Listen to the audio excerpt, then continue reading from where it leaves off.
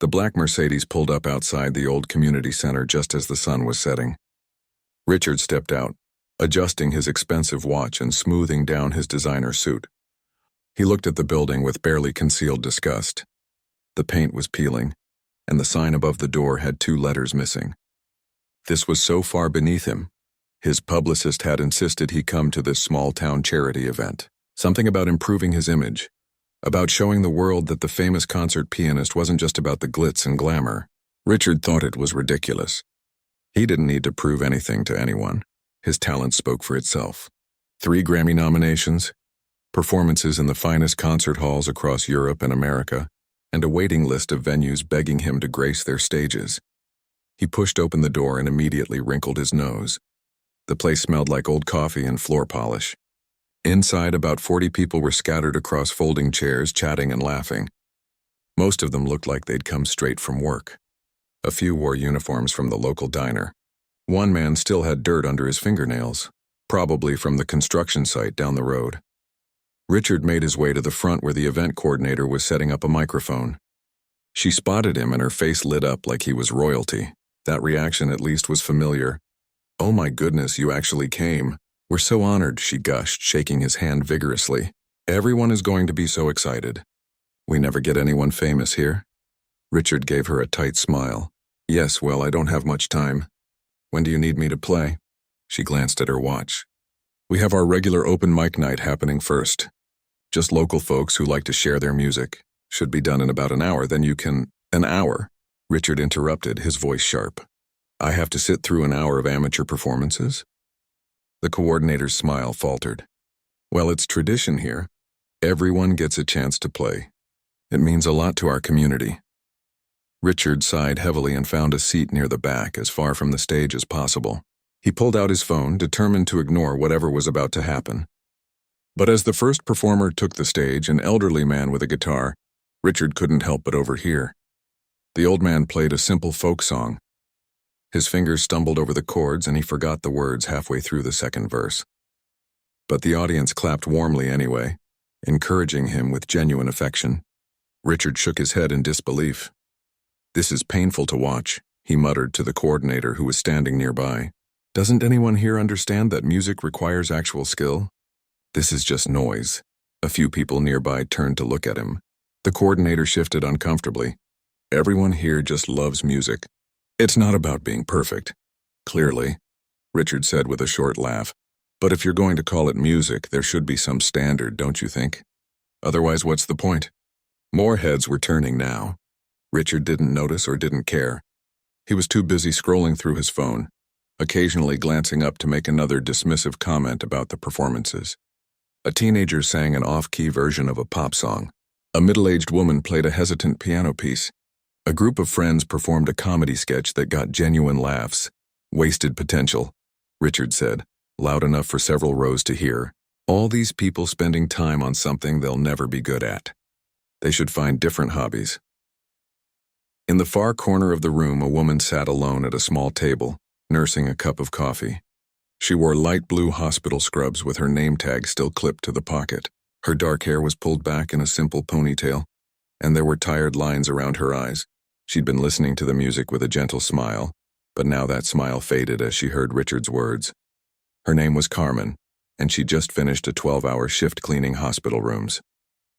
Her feet ached, her back was sore, but she always stopped by the community center on Thursday nights.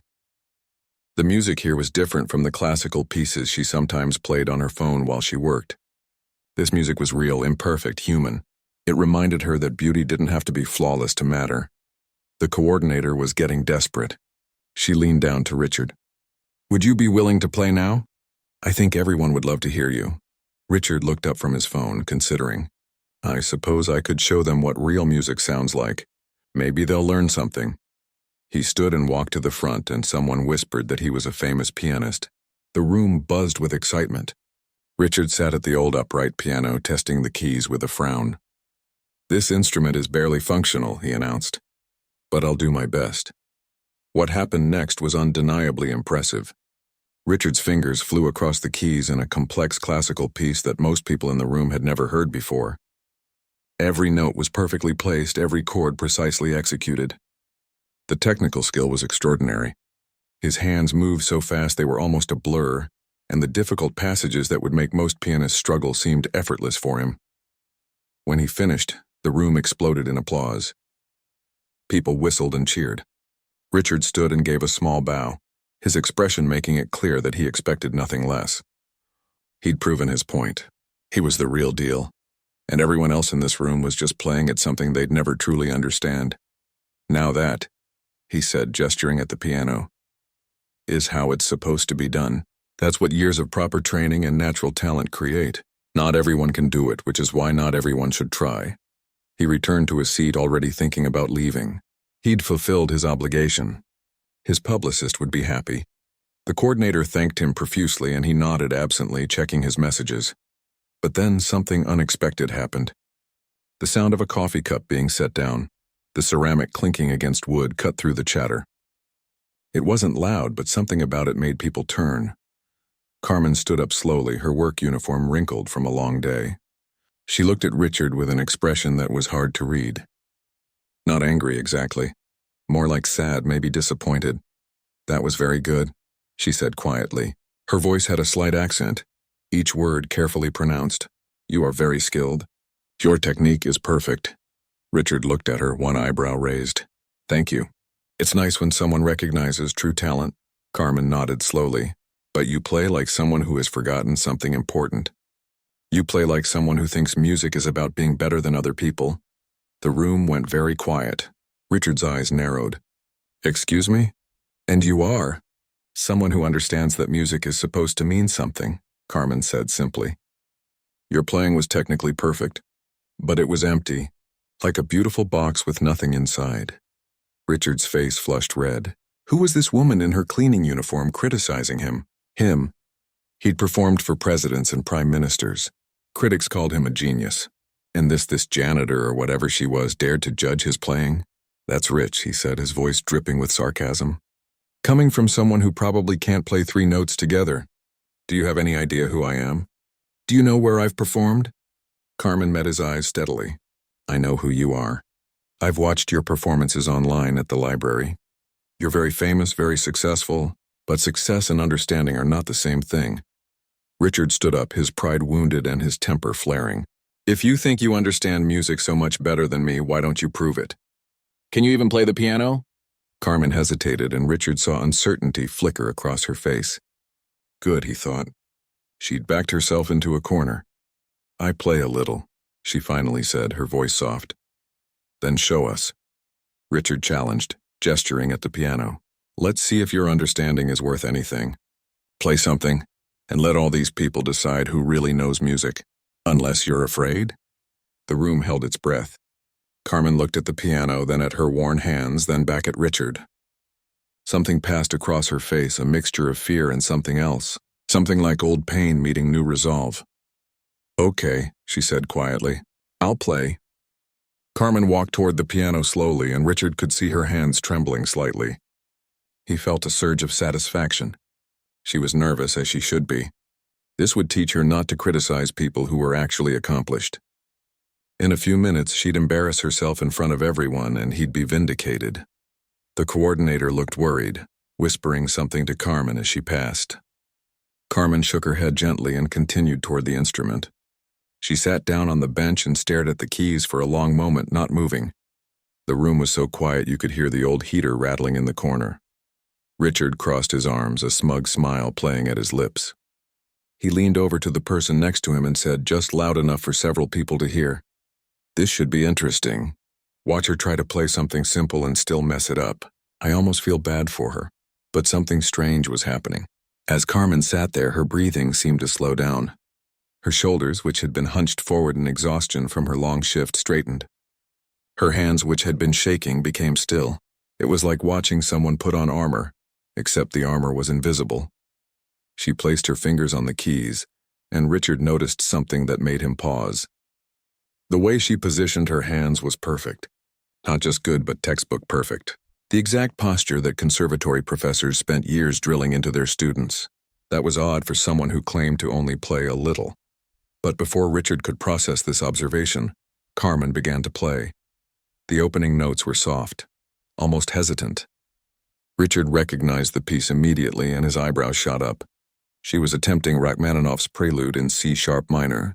This was one of the most technically demanding pieces in classical piano repertoire. Was she insane? Even professional pianists struggled with this piece. It required not just skill, but years of dedicated practice. Richard's smug smile returned. She'd chosen something way above her ability level. This was going to be a disaster, and frankly, she'd brought it on herself. He settled back in his chair, ready to watch her fail. But she didn't fail. The hesitant opening gave way to the first major chords, and when Carmen struck them, something happened that Richard wasn't prepared for. The sound that came from that old beaten-up piano shouldn't have been possible. It wasn't just that the notes were correct, though they were. It wasn't just that her timing was perfect, though it was. It was something else entirely. The music had weight. It had emotion. It had soul. Richard felt his smile freeze on his face. His arms slowly uncrossed. He sat forward in his chair, unable to believe what he was hearing. Carmen's fingers moved across the keys with a fluidity that seemed impossible for someone who supposedly just played a little.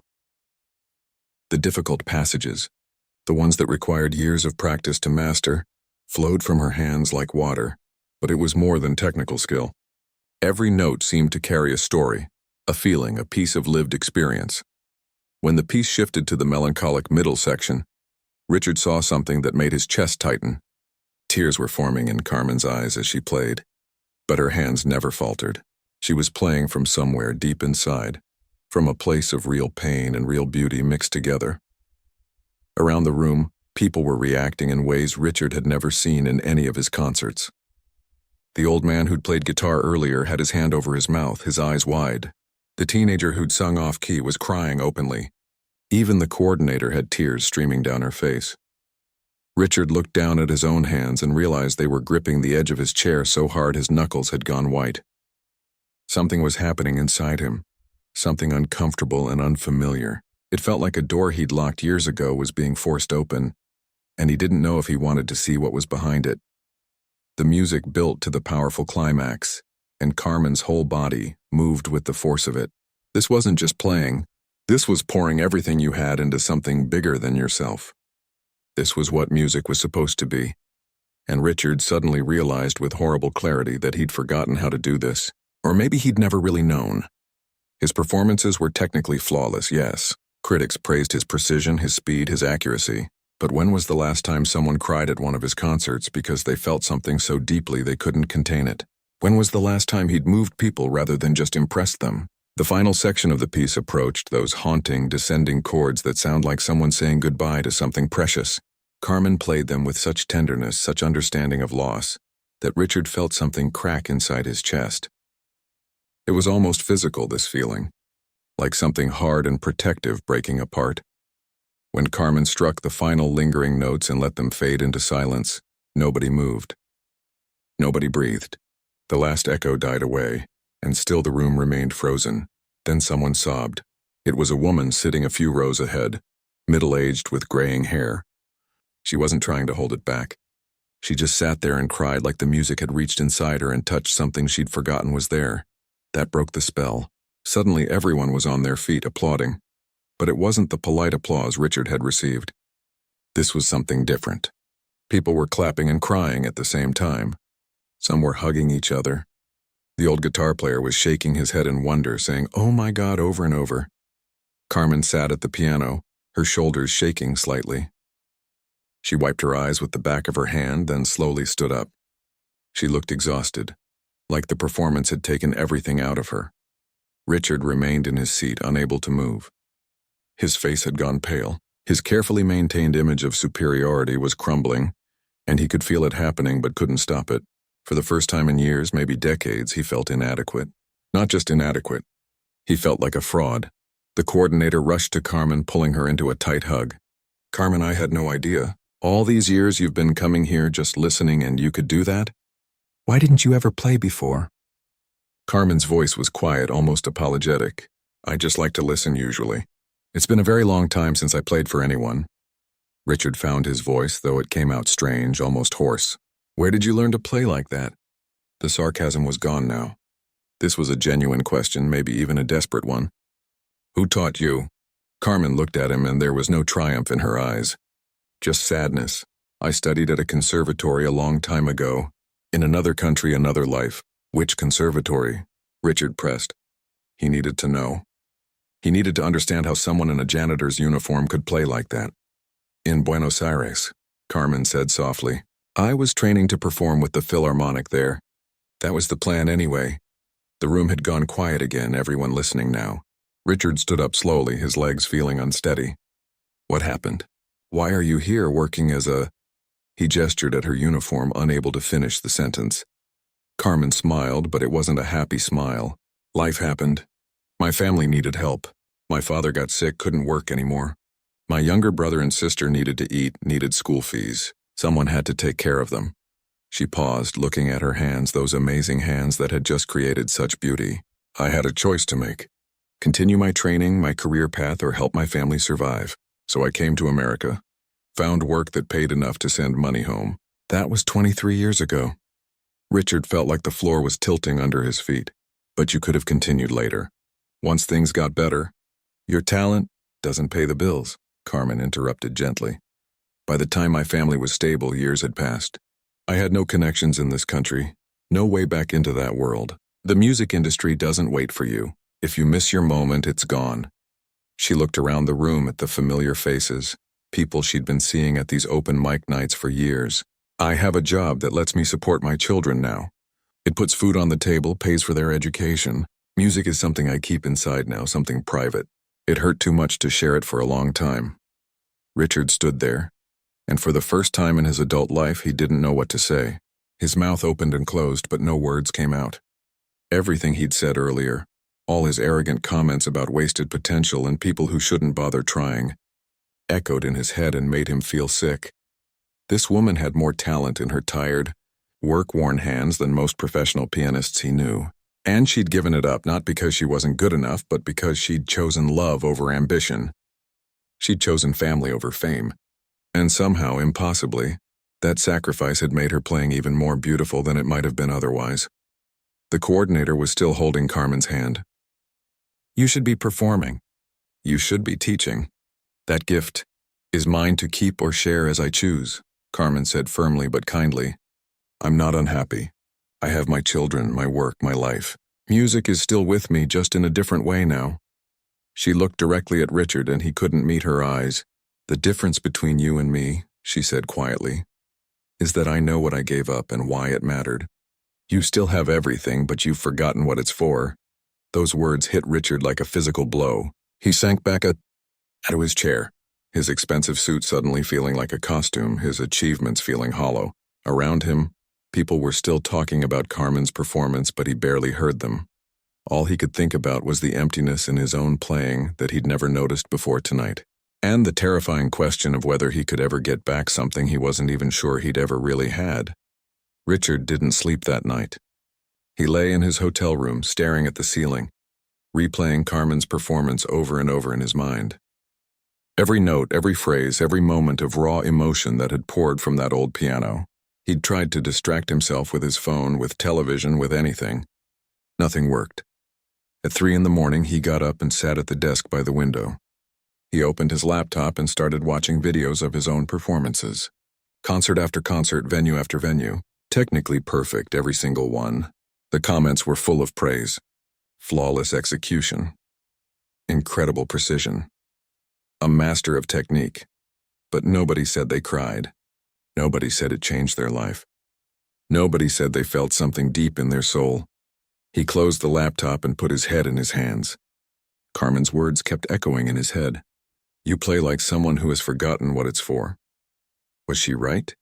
When had music stopped being about expression and started being about perfection? When had he stopped feeling and started just performing?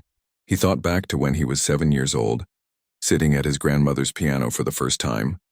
She'd taught him a simple melody, and when he played it, she'd smiled and said, "That's beautiful, Richard. You made something beautiful." He'd felt so proud, so happy. Not because it was perfect, but because he'd created something that made someone else smile. When had he lost that? When had the joy been replaced by ambition, by competition, by the need to be better than everyone else? The next morning, Richard canceled his breakfast meeting. He drove back to the community center, even though he knew it would be closed. He just sat in the parking lot looking at the building. After about an hour, he saw Carmen arrive, walking from the bus stop with her lunch bag and a worn backpack. She was heading to her shift at the hospital. Richard got out of his car. "Carmen, wait." She turned, surprised to see him. There was no anger in her expression, just curiosity and maybe a little wariness. "Mr. Richard, I didn't expect to see you still in town." "I need to talk to you," he said, and he was surprised by how his voice sounded. Almost pleading. "Please." "Just a few minutes." Carmen glanced at her watch, then nodded. "I have a little time before my shift starts. There's a coffee shop on the corner." They walked in silence. Richard bought 2 coffees, and they sat at a small table by the window. For a long moment, neither of them spoke. Richard stirred his coffee over and over, trying to find the right words. "I've been thinking about what you said," he finally began. "About me forgetting what music is for, and I think you're right." The admission felt like pulling out a splinter that had been lodged in his skin for years. I don't know when it happened, but somewhere along the way, music stopped being about beauty or expression or connecting with people. It became about winning, about being the best, about proving I was better than everyone else. Carmen listened quietly, sipping her coffee. "Last night, watching you play," Richard continued, his voice rough, "I realized I haven't felt anything real while playing in years. Maybe decades. I play the notes perfectly, but there's nothing behind them. Just emptiness dressed up in technical skill." He looked up at her. "How do you do it? How do you play with so much emotion, so much depth?" Carmen was quiet for a moment, choosing her words carefully. "Because every time I play, I remember what it cost me, what I gave up. Music isn't just notes on a page for me. It's every dream I had to let go of. It's every morning I wake up at 5 to clean hospital rooms instead of practicing scales. It's every time I hear my children laugh and know I made the right choice, even though it hurt." She set down her coffee cup. "You want to know the truth? I used to be angry. So angry I couldn't touch a piano for almost 5 years after I came here. I'd see pianos in stores or lobbies and I'd have to walk away because it hurt too much. But then I realized something. The music didn't leave me just because my career did. It was still inside me, waiting." "When did you start playing again?" Richard asked. "When my daughter was 6, Carmen said, a small smile crossing her face. "She was having nightmares, scared of the dark, scared of everything. One night I hummed her a lullaby my mother used to sing to me. She asked me to teach her, so I found a keyboard at a thrift store. Cost $15, half the keys didn't work. But we learned together, and slowly the music came back. Not as a career, but as something more important. As a way to connect, to heal, to remember who I was before everything changed." Richard felt his throat tighten. "I don't know if I ever had that connection. My parents pushed me into piano because I showed talent. Conservatory was about competition. Every performance was about getting the next big venue, the next important contract. I don't think I ever played just because I loved it." "It's not too late," Carmen said gently. "You're still young. You still have your career, your opportunities. But you have to decide what you want it to mean." "Teach me," Richard said suddenly. The word surprised even him. "I know that sounds crazy. You're the one who should be on stage, not cleaning hospital rooms. But teach me what you know, how to play with feeling instead of just technique, how to make music matter again." Carmen looked at him for a long moment, her expression unreadable. "Why would I do that? Yesterday you mocked everyone in that room. You called us amateurs, said we were wasting our time. You were cruel." Richard felt shame wash over him. "You're right. I was horrible. I've spent so long thinking I was better than everyone else that I became exactly what you said. Empty. But watching you play, seeing how those people reacted, I realized I've been chasing the wrong thing my entire life. I don't want to be the most technically skilled pianist anymore. I want to be someone whose music actually means something." He leaned forward. "I can't pay you what you deserve. I mean, I could try, but money doesn't fix what I'm asking. I'm asking you to share something precious, something you've kept private for 23 years. But I'm desperate, Carmen. I feel like I'm dying inside, like I've wasted my whole life being perfect at something that doesn't matter." Carmen studied his face. She could see the sincerity there, but also the pain. This man who had everything was discovering he had nothing that really mattered. Part of her wanted to refuse. He'd been arrogant and dismissive. But another part of her, the part that still believed in the transformative power of music, felt something else. Compassion. I work 12-hour shifts 4 days a week, she said slowly. I have 2 children who need me. I have a life that doesn't have much free time in it. Richard's face fell. I understand. But, Carmen continued, maybe on Sunday afternoons for an hour or two. The community center is usually empty then. If you're serious about this, really serious, I could try to help you. Not as a teacher to a student. As one musician to another. Richard's eyes widened. You'd really do that? After how I acted. Everyone deserves a second chance, Carmen said. I had to learn that the hard way. When I gave up my career, I was angry at the world for a long time. Angry at my father for getting sick. Angry at myself for not being able to do both things at once. But anger just made me more miserable. Forgiveness, moving forward, finding new meaning, that's what saved me. She finished her coffee and stood up. But I need to be clear about something. I'm not going to teach you tricks or shortcuts. If you want to learn to play with soul, you're going to have to do the hard work of figuring out who you are and what you really care about. Music with emotion comes from having emotions, from letting yourself feel things instead of hiding behind perfection. Richard stood as well. I'll do whatever it takes. We'll see, Carmen said with a slight smile. Meet me at the community center this Sunday at 2 o'clock. And Richard? Don't be late. My time is valuable even if I spend it cleaning floors. She walked away toward the bus stop, leaving Richard standing there with his coffee. He watched her go, this woman in her hospital scrubs carrying a worn backpack, and felt something he hadn't felt in years. Hope. Real, genuine hope that maybe he could become something more than just technically perfect. He pulled out his phone and started making calls, first to his agent, telling him to cancel his next 2 concerts.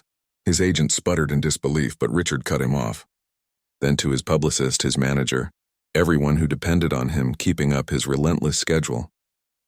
They all reacted the same way, with shock and anger and threats about his career. Richard didn't care. For the first time in his adult life, he was making a decision based on what he needed, not what would make him more successful. It felt terrifying and exhilarating at the same time. That Sunday, Richard showed up at the community center at 1:45, 15 minutes early. Carmen arrived exactly at 2 o'clock, carrying a folder of sheet music and a thermos of tea. She looked at him, surprised he was actually there. You came, she said. I told you I was serious, Richard replied. Carmen unlocked the door and turned on the lights. The old piano sat there in the corner, looking even more beaten up in the afternoon sunlight streaming through the windows. She walked over to it and ran her hand gently across the top. Before we start, she said, play something for me. Anything you want. But I want you to tell me why you chose it. Not because it's technically difficult or impressive. Tell me what it means to you. Richard sat down at the piano, his hands hovering over the keys. For the first time in his life, he didn't know what to play. Every piece he knew felt hollow, chosen for the wrong reasons.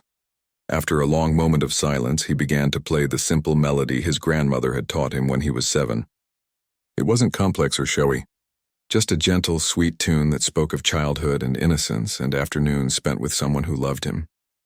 When he finished, Carmen was smiling. Now that, she said, was honest. That's where we start. The weeks that followed were unlike anything Richard had experienced in his entire career. Every Sunday afternoon he showed up at the community center, and every Sunday Carmen pushed him in ways his expensive conservatory teachers never had. She didn't care about his technique. She didn't care about his speed or his precision. Instead, she asked him questions that made him uncomfortable. Why are you playing this piece? She'd ask. What does it make you feel? If this music was a color, what color would it be? If it was a memory, whose memory would it be?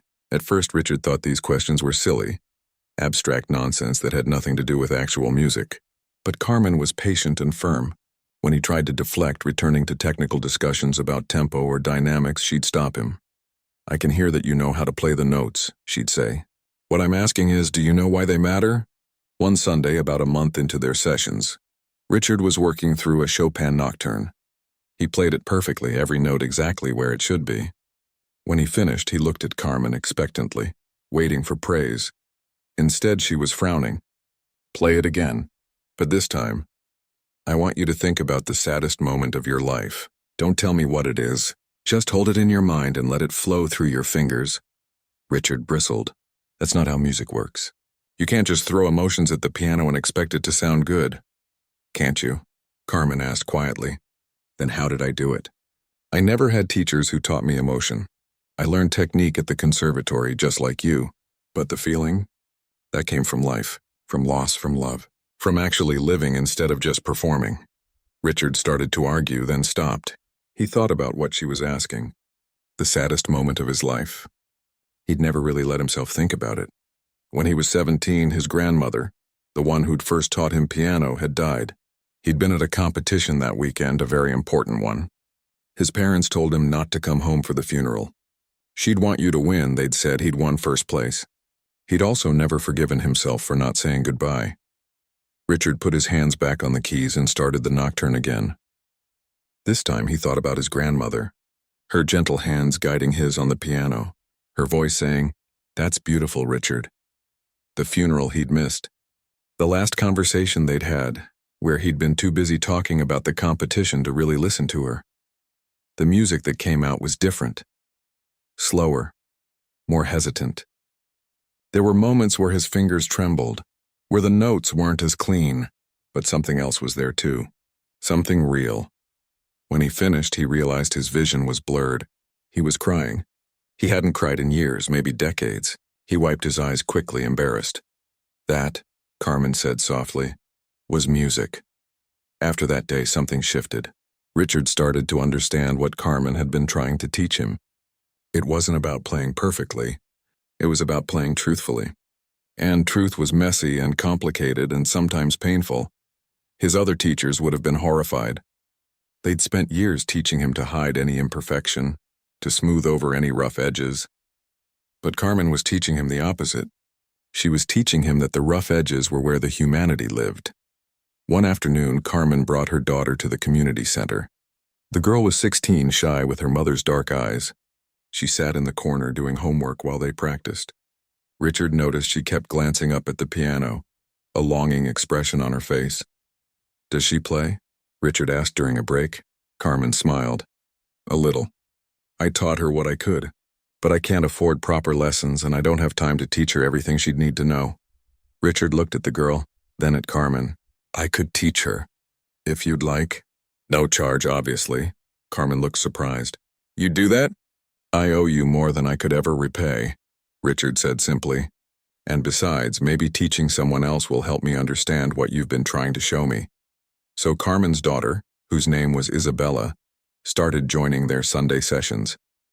Richard discovered that teaching her was completely different from his own learning experience. He couldn't just bark instructions and expect perfection. Isabella was nervous, unsure of herself, and needed encouragement. He found himself saying things his grandmother used to say. "That's beautiful. Don't worry about the mistake, just keep going. Feel the music, don't force it." Words he'd forgotten he even knew. Isabella bloomed under the attention. Within weeks, she was playing pieces that Carmen had never been able to teach her. But more importantly, she was smiling. The shy, uncertain girl became confident when she sat at the piano. One Sunday, Carmen pulled Richard aside. "Thank you for what you're doing for Isabella. You don't know what it means to me, seeing her have opportunities I couldn't give her." "She's talented," Richard said. "Really talented. With proper training, she could be exceptional." Carmen's expression clouded. "I can't afford a conservatory. We barely manage as it is." Richard had been thinking about this for weeks. What if there was a way? What if talented kids who couldn't afford lessons could get them anyway? "That's a nice dream," Carmen said sadly. "But dreams don't pay bills." "No," Richard agreed. "But money does. And I have money. A lot of it, actually, just sitting in accounts I never look at because I'm always working." He'd been doing research, making calls, talking to lawyers. "What if I started a foundation? A scholarship fund for musicians like you. People who had to give up their training because of circumstances beyond their control. And for kids like Isabella who have talent but no resources." Carmen stared at him. "You're serious?" "Completely serious," Richard said. "I've already talked to my financial advisor. I can fund it myself for the first few years, and then we can do fundraising concerts. I'll perform, donate all the proceeds. We could help dozens of people, maybe hundreds eventually." Carmen's eyes filled with tears. "Richard, that's incredible. But why? Why would you do this?" "Because you showed me that talent isn't about privilege," Richard said. Some of the best musicians in the world are probably cleaning buildings or driving trucks or doing whatever they can to survive. They deserve a chance. You deserved a chance. And I've been sitting on resources I didn't earn. I just happened to be born into. While people like you sacrificed everything. He paused, looking at the old piano in the corner. And honestly, I need this. I need to do something that matters. Playing concerts for wealthy people who clap politely and then forget about it the next day, that's not enough anymore. I want to build something real. Something that lasts. Carmen hugged him, and Richard was surprised by how much emotion washed over him. This woman had given him back something he didn't even know he'd lost. The least he could do was try to give others the chances they deserved. Over the next 2 months, Richard threw himself into creating the foundation. He named it Second Chances in Music, and Carmen helped him design the scholarship criteria. They'd fund not just young students, but adults who'd had to abandon their training. They'd pay for instruments, lessons, and even living expenses for people trying to restart their musical careers. Richard's agent thought he was having a breakdown. His publicist warned him this was career suicide. But Richard didn't care. He took the meetings, signed the papers, set up the fund. And something strange happened. The more he focused on helping others, the better his own playing became. He started performing again, but differently. He chose pieces that meant something to him, not just pieces that would impress critics. He played a concert where he told stories before each piece, explaining why he'd chosen it, what it represented. Critics called it surprisingly intimate and unexpectedly moving. One reviewer wrote, "Something has changed in Richard's playing. The technical brilliance is still there, but now there's heart behind it. For the first time, listening to him doesn't feel like watching a machine. It feels like connecting with a human being." Richard framed that review and hung it in his apartment. It meant more to him than any of his awards. 4 months after that night at the community center, Richard organized the foundation's first fundraising concert. It would be held at a proper concert hall in the city, with all proceeds going to the scholarship fund. He convinced several other pianists to perform, all donating their time. But the finale, the piece everyone was waiting for, would be special. Richard had convinced Carmen to perform with him. They'd play a duet, one of the rare pieces written for 2 pianos playing together. Carmen had resisted at first, terrified of being on stage after so many years. But Richard and Isabella had both pushed her, and finally she'd agreed. The week before the concert, during their Sunday practice, Carmen was nervous. Her hands kept shaking when she tried the difficult passages. "I can't do this," she said. "I'm not ready. It's been too long." "You're the best pianist I know," Richard said firmly. "And I'm not saying that to be nice. I've played with professionals all over the world. None of them have what you have. None of them make people feel the way you do." Carmen looked at him, uncertainty in her eyes. "Remember what you told me?" Richard continued. "That I'd forgotten what music was for? You taught me it's about connection, about truth, about being human. Nobody does that better than you. This concert isn't about being perfect. It's about showing people why music matters, and you're exactly the right person to do that." Carmen took a deep breath and nodded. "Okay, let's practice again." As they played together, their hands moving across the keys in harmony, Richard realized something. He wasn't the same person who'd walked into that community center months ago. That arrogant, empty man was gone. In his place was someone who was still learning, still growing, still figuring out what it meant to be truly alive. And it was all because a janitor in a hospital uniform had been brave enough to tell him the truth. The night of the concert was approaching, and Richard knew whatever happened, his life had changed forever. He'd found something worth more than fame or technical perfection. He'd found purpose. He'd found meaning. He'd found his way back to the music. The concert hall was packed. Every seat was filled and people were standing in the back. Richard peeked out from backstage and felt his stomach flip. He'd performed in venues twice this size without breaking a sweat. But tonight was different. Tonight actually mattered. Carmen stood next to him, looking elegant in a simple black dress that Isabella had helped her pick out. Her daughter had insisted on doing her mother's hair, pulling it back in a style that made Carmen look 10 years younger. But Richard could see the fear in her eyes. "I think I'm going to be sick," Carmen whispered. "There are so many people. What if I mess up? What if I freeze?" Richard took her hand. It was cold and trembling. "Do you remember what you told me the first day we practiced? You said music isn't about being perfect. It's about being truthful. Just play from your heart like you always do. That's all anyone needs." Carmen nodded, but she didn't look convinced. "It's been 23 years since I performed for an audience this big. What if I've forgotten how?" "You could never forget," Richard said. "It's part of who you are. Just close your eyes and play for Isabella. Play for your younger self, the girl who dreamed of this moment. Play for everyone who never got their chance. You're not just performing for yourself tonight. You're performing for all of us."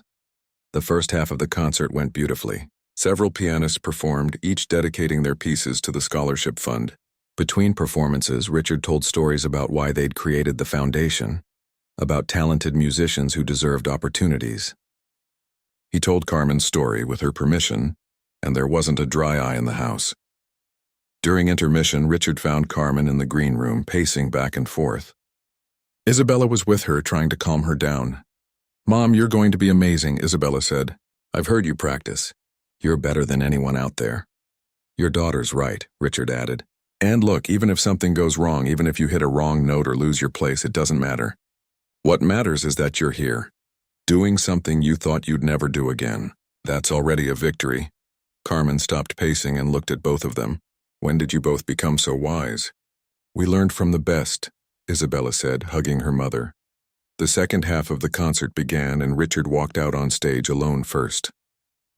Two grand pianos had been positioned facing each other, so the pianists could see each other while they played. The stage lights were bright and warm. Richard sat at his piano and adjusted the bench, then looked out at the audience. "Tonight's final performance is special," he said into the microphone. 6 months ago, I was a different person. I was technically skilled but emotionally empty. I thought music was about perfection, about being better than everyone else. Then I met someone who showed me I was wrong about everything." He gestured toward the wings. Carmen came to this country with nothing but talent and hope. She gave up her dreams so her family could survive. For over 2 decades, she kept her gift hidden, believing her moment had passed. But tonight, she's taking back what should have always been hers. "Please welcome Carmen." The audience erupted in applause as Carmen walked onto the stage. Richard could see her legs shaking, could see the way she gripped her hands together to stop them from trembling. But she made it to the piano and sat down. She looked across at Richard, and he gave her an encouraging nod. "We'll be playing Rachmaninoff's Suite No. 2 for 2 pianos," Richard announced. "This piece requires 2 pianists to work together in perfect harmony. It's technically demanding, but more than that, it requires trust. It requires 2 people to become one voice. There's no one I'd rather play this with than Carmen." The audience settled into silence. Richard and Carmen looked at each other across the pianos. He counted them in with a nod, and together they began. The opening notes were soft, almost hesitant. Carmen's hands were shaking, and Richard could hear it in her playing. But he kept going, steady and sure, letting his piano support hers. Gradually, as the piece progressed, Carmen's confidence grew. Her hands stopped shaking. Her playing became stronger. Then something magical happened. They stopped being 2 separate pianists and became one instrument. Richard would start a phrase and Carmen would complete it. She'd introduce a melody and he'd harmonize beneath it. They passed the music back and forth like a conversation, like 2 old friends who didn't need words to understand each other. Richard had played this piece with other pianists before, professionals with decades of experience. But he'd never felt this kind of connection. Every note Carmen played had meaning behind it. When the music swelled with joy, he could feel her happiness at being on stage again. When it dipped into melancholy, he could feel all the years of sacrifice and loss, and somehow his own playing rose to meet hers, matching her emotional depth with his own newly discovered feelings. The second movement built to a powerful climax, and both pianos sang together in perfect unity. The sound filled the concert hall, rich and full and alive. People in the audience were leaning forward in their seats, completely absorbed. Some were crying. Others had their eyes closed, just listening, letting the music wash over them. As they moved into the final movement, Richard glanced at Carmen and saw that she was smiling. Not a nervous smile, but a genuine, joyful smile. She was home. After 23 years of exile, she was finally home. The piece built to its conclusion, both pianos racing together toward the final notes. Their hands moved in synchronized patterns, meeting and parting, chasing and supporting. And then with one last powerful chord, it was over. For a moment, there was absolute silence. Richard and Carmen sat at their pianos, both breathing hard, both overwhelmed by what they'd just created together. Then the audience exploded. People leaped to their feet, applauding, cheering, some openly sobbing. The standing ovation went on and on. Richard stood and walked around his piano to Carmen. She was crying, her hands covering her face. He gently helped her stand, and together they took their bows. Isabella rushed onto the stage, unable to contain herself, and hugged her mother. Carmen held her daughter tight, both of them crying and laughing at the same time. The audience loved it, their applause growing even louder. When the crowd finally settled down and people began to leave, dozens came up to the stage. They wanted to talk to Carmen, to thank her, to tell her how her playing had moved them. An older woman told Carmen that her performance had reminded her of why she'd fallen in love with music as a child. A young man said he was going to start taking piano lessons again after giving up years ago. But the most important moment came when a well-dressed woman in her 50s approached. She introduced herself as the director of the city's Philharmonic Orchestra. "That was extraordinary," she said to Carmen. "I've been in this business for 30 years, and I rarely see playing with that kind of emotional depth. Would you be interested in performing as a guest soloist with us next season? We'd be honored to have you." Carmen's mouth fell open. She looked at Richard, then at Isabella, then back at the director. I have a job. I have responsibilities. I can't just... We'd work around your schedule, the director said kindly. And the payment would be substantial, enough that you might be able to reduce your hours at the hospital, or even transition to teaching music full-time if you wanted. Isabella grabbed her mother's arm. "Mom, say yes. Please say yes." Carmen's eyes filled with tears again. "Are you sure? I'm not young anymore. I haven't performed professionally in over 20 years. "I'm absolutely sure," the director said. "Talent like yours doesn't have an expiration date." Carmen looked at Richard and he nodded encouragingly. "You deserve this. You always deserve this." "Then yes," Carmen said, her voice shaking. "Yes, I'd love to." The weeks following the concert were a whirlwind. The scholarship fund had raised over $200,000 in one night, enough to help dozens of musicians. Applications poured in from all over the country, people who'd given up their dreams and wanted a second chance. Carmen did reduce her hours at the hospital. She started teaching piano 3 days a week and began preparing for her Philharmonic debut. Richard helped her navigate the business side of music, introducing her to his agent and manager. They were thrilled to represent her, seeing in her something rare and valuable. Richard's own career took a new direction too. His performances now had a depth they'd never had before. Critics and audiences noticed the change. He wasn't just the technically perfect pianist anymore. He was an artist who made people feel something real. One Sunday afternoon, 3 months after the concert, Richard and Carmen sat in the community center where it had all begun. They weren't there to practice. They were there to interview candidates for the scholarship fund. A line of hopeful musicians stretched out the door, each with their own story of interrupted dreams and second chances. "Can you believe this?" Carmen said, looking at all the people. 6 months ago, I was just trying to get through my shifts without thinking about what I'd lost. Now look at us, you changed my life," Richard said simply. "I was successful but miserable. You showed me that success without meaning is just another kind of failure." Carmen smiled. "And you gave me back my music. I thought that chapter of my life was closed forever. You helped me open it again." Isabella stuck her head in the door. She'd started helping with the foundation, managing applications and scheduling. "Are you two ready? The first candidate is here." Richard and Carmen exchanged a look, then stood up together. They walked to the door, ready to give someone else the chance they'd both been given. The chance to pursue their passion, to make beautiful things, to remember why music matters. As they greeted the first nervous applicant, a young woman who reminded Richard of Carmen at that age, he thought about how much had changed. He'd walked into this community center months ago thinking he had all the answers, thinking his technical perfection made him superior to everyone else. How wrong he'd been, how empty his life had been, and how grateful he was that a tired janitor with worn hands and an extraordinary gift had been brave enough to challenge him, to show him there was another way. The old piano sat in the corner, the same instrument where Carmen had played that night and changed everything. Richard looked at it and smiled. Sometimes the most important performances happen in the smallest venues. Sometimes the greatest teachers wear hospital uniforms. And sometimes you have to lose everything you thought mattered to find out what actually does. Music wasn't about being perfect. It never had been. It was about being human, about connecting, about turning pain and joy and everything in between into something beautiful that others could share. Finally, after all these years, Richard understood. And he had Carmen to thank for showing him the way home.